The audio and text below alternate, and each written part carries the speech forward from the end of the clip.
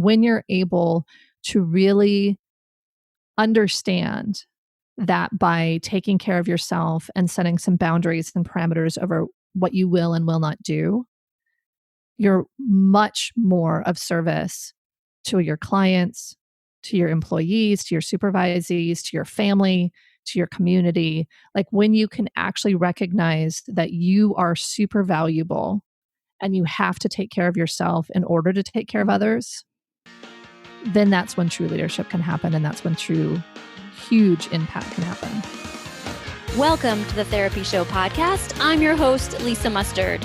In each episode, I interview a seasoned and knowledgeable talk therapist from the counseling world to glean valuable insights, techniques, and tools that you can apply to your practice and your life. And if you're considering a career in the counseling field or just want to hear about what it's like to be a talk therapist, then this is the podcast for you. Do you need continuing education hours? If so, I got you. I have 8 Podcourses available for your listening and learning pleasure, and you can find them on my site and get your first one for free. I've made it my mission to provide you with continuing education that fits your busy life. No more having to sit in front of a computer to obtain your contact hours. You can listen to the Podcourses in between sessions, on your commute, while you walk your dog, make dinner, fold laundry, whatever you're doing, whenever you want to do it. So head to my site to check them all out. My guest this week is Katie Vernoy. She is a licensed marriage and family therapist with a clinical practice in the greater Los Angeles area. She is also the co-host and co-founder of the Modern Therapist Survival Guide podcast and the Therapy Reimagined Conference. Katie has always loved leadership and began stepping into management positions soon after gaining her license in 2005. Her experience spans many leadership and management roles in the mental health field, from program coordinator, director, clinical supervisor, hiring manager, recruiter, and past president of her state professional organization. In one of her management roles, Katie was able to transform a struggling mental health program, engaging the team and implementing solutions that improved clinical outcomes, increased clinician productivity and billing, and won awards from Los Angeles County for innovation and best practices. Now in business for herself, Katie provides consultation and business strategy to support leaders, visionaries, and helping professionals in pursuing their mission to help others. And in this episode, Katie talks about the role of self-leadership, plus other roles we may take on as therapists, such as supervision leader, business leader, and agency leader. She also discusses sacrificial helping and how we can avoid it as therapists. We also chat about the importance of critical thinking and knowing when and how to set boundaries with our work. And for being one of our listeners, Katie is giving you $150 off her signature strategy session. You can learn more about that in the show notes, and we hope you find value in this episode. Well, hey, everyone. Welcome to another episode of The Therapy Show. I'm your host, Lisa Mustard, and this week's guest is Katie Vernoy. We were just chit-chatting before I hit record, and Katie is a really interesting lady, and I'm so glad to have her on the show. She does so many things, and I don't want to forget a thing that she does. So, Katie, welcome to the show. Please tell everybody who you are and what you do. Thanks, Lisa. Thanks for having me. I'm glad to be here. It's been good to get to know you. And I guess I do a lot of things. So I think the things that are probably most relevant to your audience is that I started in public mental health. I was a community mental health leader, manager, all that kind of stuff. And when I burned out, I took myself out into the world and became a private practitioner. I also do consulting for therapists. And because I love leadership, I decided to move into service towards my professional organization. I am the president of CAMT, which is a California Association of Marriage and Family Therapists, at least for another month. Yeah. And I don't speak for them, just so you know. Mm-hmm. But I also have a podcast of my own called the Modern Therapist Survival Guide. And I have a conference, the Therapy Reimagined Conference, where we help modern therapists to navigate what we really are facing versus what we were taught. Wow. So you do a lot of things. Yeah, sometimes it's like I forget which hat I'm putting on. So it's always fun to talk to folks who are also doing kind of bigger, bolder things. And so it's been great to start talking with you, Lisa. Oh, thanks so much. I'm honored to have you in my world. I just, I didn't know you up until a couple months ago, and I was listening to your show, and I was like, oh, I hope to be like Katie one day with my podcast, because I really love how you guys show up, and you're so authentic and transparent. And the name of your show itself, The Modern Therapist Survival Guide, like sign me up for that. So, Nice. and it's, yeah, no, I love it. And also, well, I have so many questions for you, but when you said you burnt out and you said public mental health, what did that look like for you? I'm really kind of curious. I just like to get, I'll be honest, my most downloadable episodes are around burnout. So I think it's something that we need to explore more as therapists with our peers. So could you just talk a little bit about like what that looked like for you and how maybe you came out of that a little bit? I actually burned out several times Yeah. in public mental health, but I, being someone who was able to promote, was able to kind of put the big burnout at bay, because like I was a clinician billing, I think the productivity standard at the time was like 70%. So I'm like trying to bill 28 hours a week and running, like around with like a chicken with my head on fire. No, that's like three different things there, but you Right. know I got what I it. mean. I know what you mean. And so when I promoted to be a supervisor and I promoted to be a manager, I was able to then balance out the thing where I was seeing fewer clients or I stopped seeing clients. But the big burnout was when I became a director, and I was in a place, and I think people would probably call it moral injury at this point, where I was not able to be the manager I wanted to be. I was putting standards on clinicians that were only really meetable by people that were the highest performers on their best day. And so I was constantly telling folks that they needed to bill more, they needed to be more timely with their paperwork. I was sending them into different places in South Los Angeles, which colloquially sometimes has been known as South Central, which is no longer really a great way to call it, but that I think that's how people understand what it is. And so I'm sending people into these homes where there's community violence. I'm teaching them how to keep themselves safe, but I'm also harassing them around paperwork and productivity and trying to keep up with all the latest standards, because kind of when you have government contracts, then there's like a million things, and so we're auditing and like sending stuff back, so they're putting themselves on the line of fire, and I'm making them sit and like bang their head against the wall about paperwork. And I just wanted to nurture them and support them as professionals. And so I felt really bad a lot of the time, and I could not win because the standards I was holding them to were completely unreasonable. And so to me, it was about really feeling bad about myself. It was dreading going into work. It was finding myself in that situation, I think, that a lot of us find ourselves in when we're really overwhelmed, where the way that we're behaving is not necessarily in alignment with our own values because we're so overwhelmed and we're in survival mode. And so for me, it was actually, I think, at best, a mutual agreement that I left. I report that I've been ejected from the public mental health system for lack of fit. And so when I realized I was burned out, I was looking for another job, and I would be exhausted by the end of the job posting. Like I would just be reading it. I was like, I can't even imagine trying to do this work. And so I took a month and I had a little tiny private practice on the side. And I did that because I was like, okay, well, I need to have money. And it's like, no, I probably should have just taken the month totally off. But like you're in that panic mode of, I got to find my new job. I got to figure out what I'm doing. And so what I ended up doing was building a private practice, actually moving it closer to home, which was silly. I don't know why I had it so far away in the first place, but that's a whole other story. But I started building a private practice, but then as I got more involved and engaged and that kind of stuff, I burned myself out again. Because I started networking with anybody with a pulse. I was like working 15-hour days. Like I attacked it with everything I had. And so anyway, I continue to find those things where it's like I push myself too hard. I start really finding myself in a place where I'm so belabored about my work, about stuff I'm passionate about things I love. I love working with therapy clients. I love supporting, helping professionals. I love advocacy. And when I find myself to a place where I'm like, I hate people. I won't want to do anything else. Can I just lay around? Right. That's when I know that I'm burned out. And it's happened many times because I think, like you, I really love doing all the things. And so it's like, okay, how do I balance this out? Yeah. We got lots of things in common. Like so much.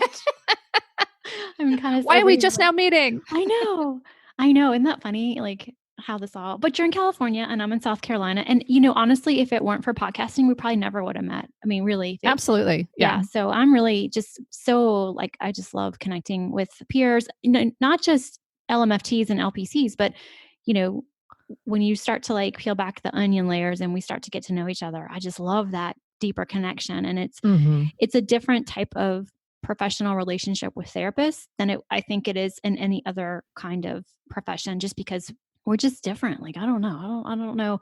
It's the degrees that we have. We have a lot of this of similar information. How we put it out into the world and how we make meaning out of it. It's different, of course, but I just think we kind of speak the same language. And so I totally get what you mean about the numerous times of burning out. Because when you love to do all the things and you love it, it's hard to take time off of it. And then you do, I kind of go through that weekly. I'll have a day where I'm like, pick me up off the floor. And then I just need a day like that. And then I'm good the next day. So yeah.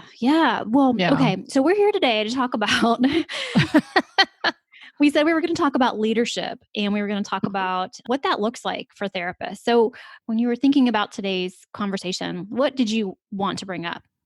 I think about leadership a lot. I think that each one of us, whether we are in roles of leadership, have a responsibility to step into some leadership. Mm-hmm. And so when I look at therapists, especially in times of global crisis, like what we're facing right now, I think there are different types of leadership that we can each take. Mm-hmm. And I think the first one that I think is the most basic, not that it's easy, but it's kind of the most basic type of leadership, is kind of self-leadership. Mm-hmm. I think that there are so many factors that are weighing into how we manage day-to-day life. And there's so many decisions that therapists need to make right now, whether it's, do I continue at my agency? Do I stay at home or do I go back into my office? Do I stay at my office and continue seeing people face to face? Do I let my therapy practice go because I have so much to manage with my family? I mean, I think there's a lot of therapists that are having to have some pretty serious conversations with themselves. And there's a lot of advice that I think coaches and the government and all these different things that people are saying. And there's a lot of shoulds that are coming out. You should do telehealth. You should be available to your clients in the office. You should be continuing to see clients. You should give your services away for free. There's so many shoulds. And I think the first stage in leadership is to actually look at your own specific situation and apply critical thinking. And I think that's really hard if we're panicked. It's really hard if we're overwhelmed, if we're also facing clients who are in crisis and we want to be there for them. Mm-hmm.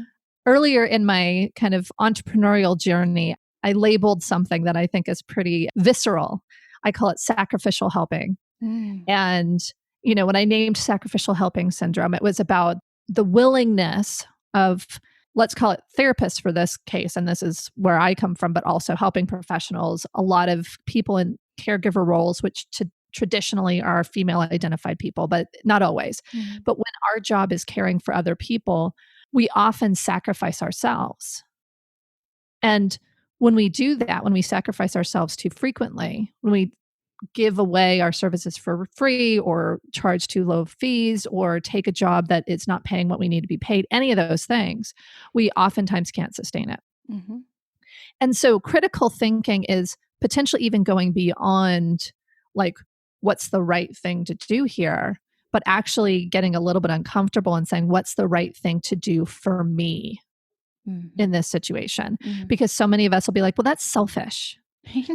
I shouldn't do that. That's selfish. I should be volunteering to be on the front lines right now because I'm a therapist and there's something for me to give. And it's like, sure, if that's going to fill you up and you can actually do that. I'm not saying don't do it. I'm saying use your own critical thinking to make your own decision. So that was one of the first things that I was thinking about in that I think applies to your whole audience, is that kind of self-leadership. How do I make sure I'm making my own decisions? And I mean, for people in the world right now, we have to look at, how do I understand what's happening now? How do I actually get data that makes sense to me so I can actually make decisions? Because, even a virus somehow has gotten politicized, and there's so much information that we have to sift through to try to understand how we interact with the world. So, Right. so critical thinking. Okay. I love it. I mean, I'm just over here nodding my head going, oh my gosh, you're speaking directly to me. I mean, I can relate on so many levels. Like, it's just, I mean, I wish I had those words, that term a couple years ago, because that's what I hit. I hit burnout. Mm-hmm. And it's interesting because I'll just go ahead and share, like, I work for a military branch, and the military, the expectations are just like sometimes I say crazy. I say crazy because, like, crazy as in that doesn't make any sense. And I don't understand how you Mm-hmm. expect anybody to be able to meet those expectations. Sure. And, the military is the military, and there's a hierarchy, and there's when they ask you to do something, and if you're in the military, you do it. And so that's difficult for Yeah. a lot of therapists you have to, well, I'll just speak for me. I had to learn how to work within that environment, that I didn't burn myself out or do that whole sacrificial thing, because that's really what the military can ask of you. So Yeah. I'm really glad you brought that up, not just for folks listening who work for the military or who are in that environment, but also in, community mental health. There's some of Yeah. that as well.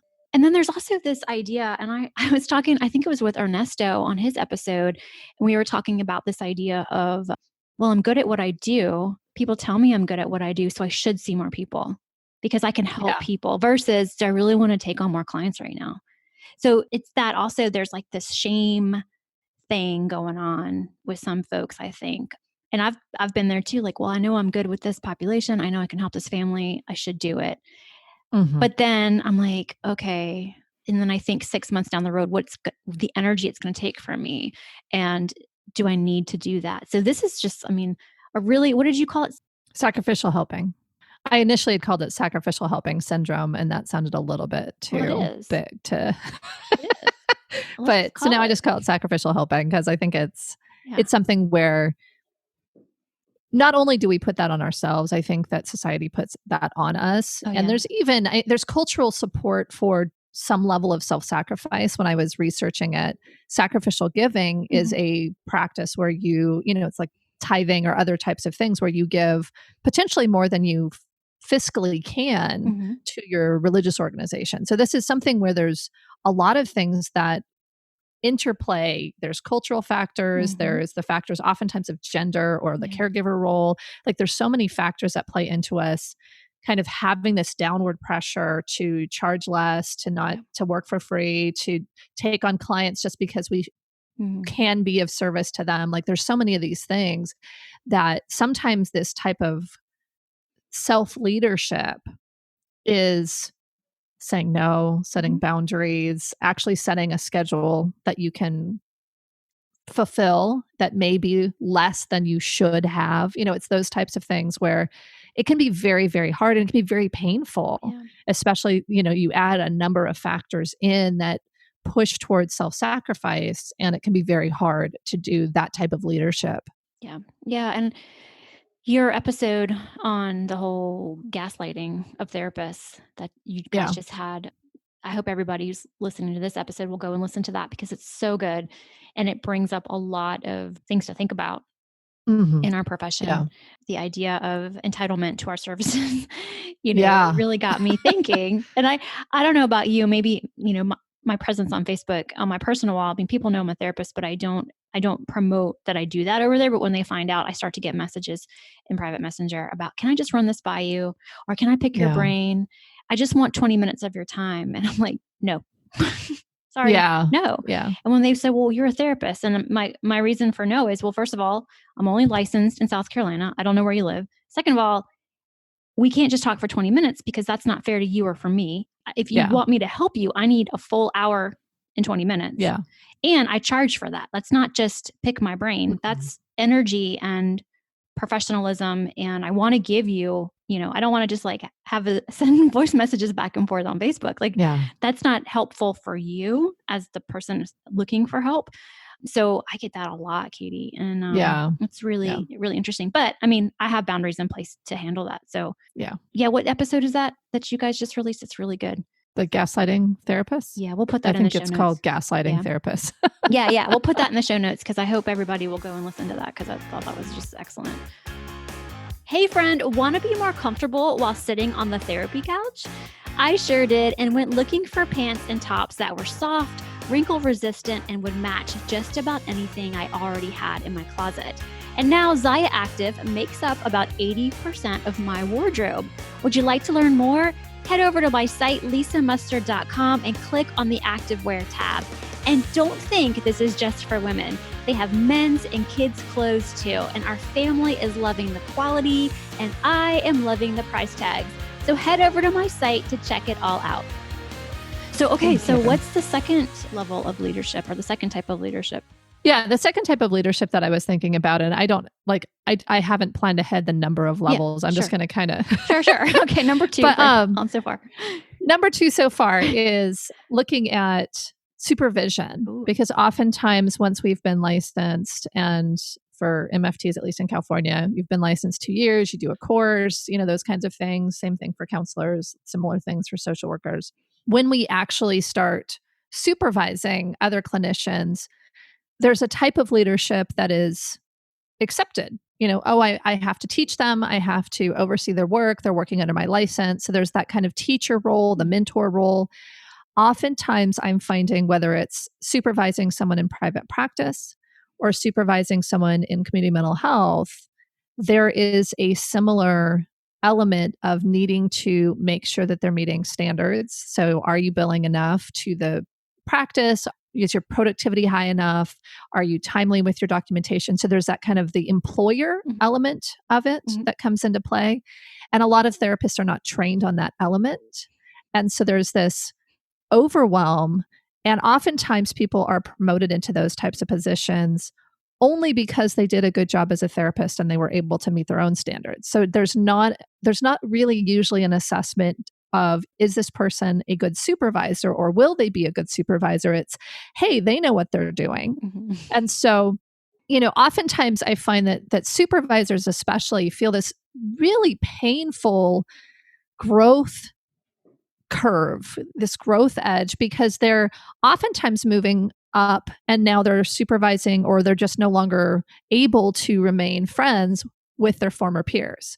And so it's something where there's this huge shift. You kind of almost have to carry yourself differently because now all of a sudden I'm part of the establishment. Mm-hmm.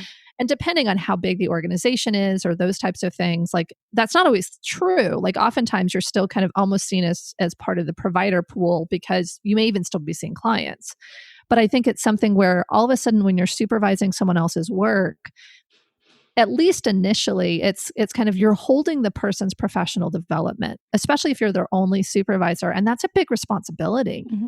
And then there's also this, the higher you go into leadership. So I'm going to forego the rest of the levels and just say the higher you go into leadership, whether it's you own your own group practice and you hire either associates, pre-licensed associates or provisionally licensed associates or other licensed clinicians that come into your practice, or if you are moving up in an organization, that's, like a community mental health or military, whatever, you start losing peers because there's fewer and fewer people at your same level. And if you don't get along with them, or if there's any kind of competition, you lose your support group. Mm-hmm. And I think some people will fall prey to, like, I'm going to just complain and get support from my supervisees. And that's really bad for the supervisees because it's so confusing, especially because if you're evaluating their performance or you're determining what they get paid, just depending on the responsibilities, it just is a big old mess. But it's this responsibility, and especially as it becomes more and more your responsibility on whether or not they get a promotion or whether or not they get a raise or whether or not the business stays open, like all of a sudden you're holding the livelihood. And depending on the role, like right now do we do telehealth? Do we stay in offices? Do you go into that neighborhood? Do you not go into that neighborhood that has community violence? Like you may be holding the safety of your supervisees or your employees in your hands. And that is just such a huge weight. And if you don't have anybody to talk to about it, it's so overwhelming. Yeah. I mean, if it's like a directive and you're like, okay, I have to tell people they have to go into homes right now, even though, we don't have PPE. Okay, that just feels awful. But at least somebody else is making the decision and you're kind of deciding whether you implement it or not, right? But if you have a group practice and you have to decide, are we moving everybody to telehealth or will we still offer in-person sessions? Like some of this stuff, like it's just like, not only are you saying, can this person make a living? Do I have enough money to pay them?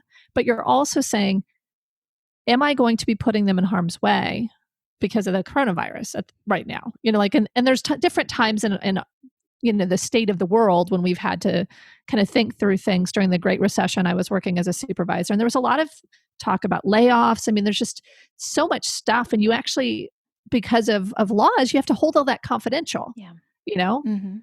And that's the kind of stuff that it's like, okay, well, that's kind of normal. Like, okay, you're not going to tell them how the sausage is made, so to speak. You're just going to give them the final directive or whatever. But like, if you're firing somebody, you have to hold that confidential and people are going to be mad at you. Like, there's a whole bunch of no-win situations. So being a leader as a therapist, you have this empathy to understand how the folks are feeling. You haven't necessarily been trained how to be a manager. You have to make all these manager-employer decisions that are just overwhelming. You may not have anybody to consult with because you don't have peers. And so it's just this huge weight that I think a lot of people aren't talking about. I mean, people with their own private practices have some of this too, but they're not kind of feeding other homes, so to speak. They're not making sure or paying someone else. There's a little bit that's different. But there's so much to hold. And it's like, we can't talk to our clients about it. We can't talk to our employees about it or our supervisees. Our peers, we may be embarrassed to talk about it. I mean, I think that there is this leadership that is thrust upon therapists who have some sort of either potential or love of leadership or entrepreneurship that we just weren't expecting. And so I don't know that I have a solution, but like that's kind of what has been on my heart and mind is like, how do we support people in these leadership roles? First off, to say, we see you and you're not alone, but it's like, how do you support someone that is having these really hard decisions and having to figure out how to communicate it and knowing that there may be no way that they're going to be able to get by without any negative comments or bitter statements or that kind of stuff? Because how do you make these decisions? Really? Right. I mean, that's such a big question, and it's so much to consider with everything going on right now. I mean, wow. And as group practice, do you have a group practice? I can't remember. You have a group? I don't. Okay. I don't. Yeah. I consult with group practice owners. Yeah. So what do they do? How are they handling this? How do they move forward? And the unknown and the new normal. I mean, we still don't know yet, we really don't. Yeah. So I'm so glad that you brought all that up, and it takes me back to, I don't know if you have this, but for many years I had a peer group that we would meet like every other month, and I wouldn't call it peer supervision because we've all been in the field. Most of us went to grad school together, and we just kind of kept this core friendship, and then we would just meet up. And I was very lucky to have such a group of women that I could be transparent and vulnerable with, and they didn't judge me. They were with me. I mean, I think about them, and they're probably, if they're listening now, they're like shaking their head going, oh yeah, Lisa, we know you. We know you too well. Just like all the stuff that I shared with them over the years. And it's wonderful to have a peer group, or somebody even called it a cuddle group, many moons ago. Yeah, I know it kind of sounds sappy, but I do hope that. And, nowadays it's not so hard to find that because we can connect with each other on social media. So all these groups popping up and masterminds being formed. And I mean, that's how you and I got to really connect and know each other, is in the mastermind that we're in for Healthcasters Elite. And it's just so safe. And so I think if folks listening are able to find that group, just find it and be open and honest and transparent and as best as you can. So speaking of that, you consult with group practices. Tell me more about your business, your consultation business. I'm super curious about that. Well, group practice owners are a segment of the folks that I consult with. I consult with helping professionals, leaders, visionaries, people who have really, really big vision. And it kind of speaks to what we were talking about before, because if you love what you do, so you're super passionate about helping people, most of us have had some sort of an incident or a trauma or something that occurred to us or someone close to us that opened us up to this idea that people need help. And potentially we got really good help and we want to give back. And sometimes we got really bad help and we want to give better than what we got. And so when we start down that path, we put our hearts and souls into it, oftentimes without thought to the sustainability of it. Right. And because we're so passionate about it, and oftentimes because it can be life or death, we work without end. And so the types of folks I end up working with or that I end up consulting with, they have set something up. They've moved forward rapidly. So they're running, I think one of my clients had described it as like strapped to a rocket. And oftentimes there's not time or need to put a lot of systems in place. There's not a lot of need to make some decisions because it's like, well, I head that way. And then you head that way and you're like, oh my gosh, like I can't continue doing this. And I love this. And I'm starting to not love this anymore. And so for some folks, it's like, how do you put systems in place? How do you make sure that you've thoughtfully put your calendar together? Because I think oftentimes, especially as entrepreneurs, you don't recognize that there are a bazillion decisions. Like that's where entrepreneur burnout comes from, is that there's so many decisions that you have to make. And there's so much autonomy that the weight of that responsibility weighs on folks. I remember my second year in business for myself, I did a stint as a supervisor for a community mental health organization, just like one of my previous mentors said, hey, can you come in and fill in? And so I did like 10 or 15 hours. And I remember sitting during that 10 or 15 hours and going, oh my gosh, this is so relaxing. I can just sit here and do work and I don't have to worry about how I'm going to get more business, how I'm going to do, like, and so I really had like the two different, perspectives on burnout there. But oftentimes I think when you're an entrepreneur, you don't necessarily set all of the things in place that you should, like when does my day start? When does it end? What is work? What is not work? What idea do I pursue now? What idea do I put off for later? So it's kind of the decision-making I do with entrepreneurs. And then for leaders, I do like, how do I manage people? How do I hire them? How do I set them up for success? Like, that's why I end up doing some stuff with group practice owners, or sometimes people who have started a private practice and then move into group practice ownership because that's the way they want to expand. But oftentimes it's decision-making, systems, leadership, management, hiring, like that kind of stuff. So that's the type of consultation that I do. I think that makes sense. Yeah. No, it's great.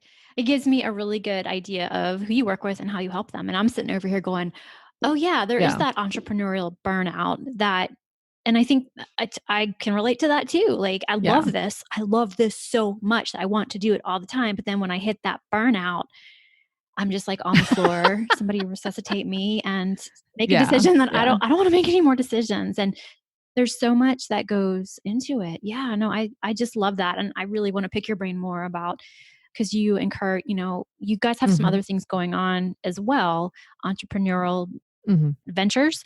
And I'm just really curious to learn more about that. And maybe we'll have you come back on the show and talk about that too. Because I think that a lot of therapists would love to know more about, like, what are some other things they can do?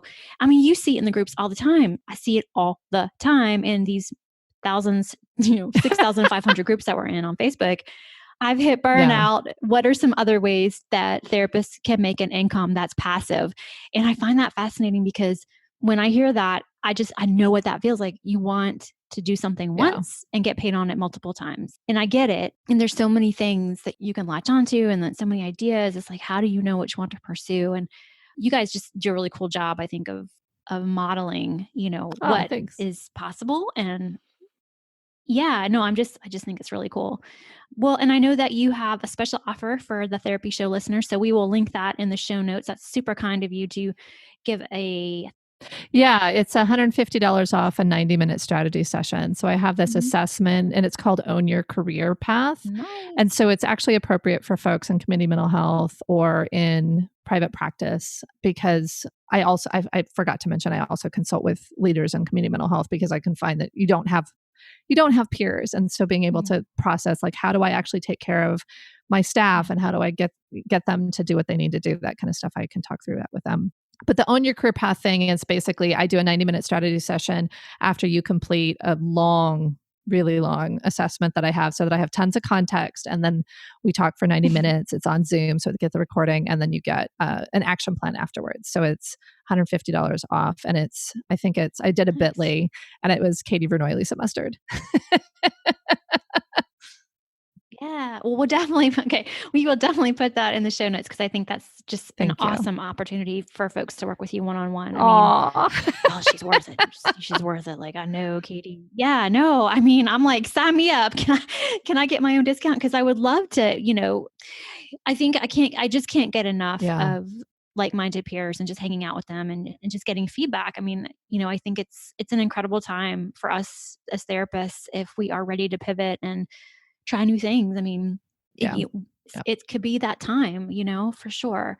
Well, this has been so awesome. Is there anything else that you want to share with our listeners today? I think the main thing that if folks can take this with them, I think that would feel very good to me, because I feel very strongly about this, that whatever stage of leadership that you're at, whether it's really trying to own your own career, your own type of message, your own whatever, or if you're managing lots of people and you're feeling the pressure intensely about taking care of them, when you are aligned with your principles and values, when you have really thought through how you can take care of yourself, because I think so often, and this speaks to the sacrificial piece, but when you're able to really understand that by taking care of yourself and setting some boundaries and parameters over what you will and will not do, you're much more of service to your clients, to your employees, to your supervisees, to your family,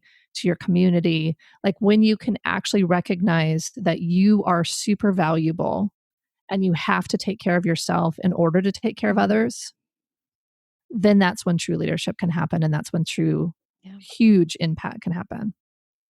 That's awesome. I love it. I love it. I agree with you. I mean, 300%. I'm so glad you said that, because it really is, it's simple, but it's not always easy. Yeah. So I'm so glad that you wrapped up the show with that. That was perfect. Thank you so much for being here. Fun. I have just loved spending this time with you, and I have a feeling that we're going to have time where I'm going to have you back. That's awesome. Where's the we? Anyway, I would love to have you back. So thank you so much.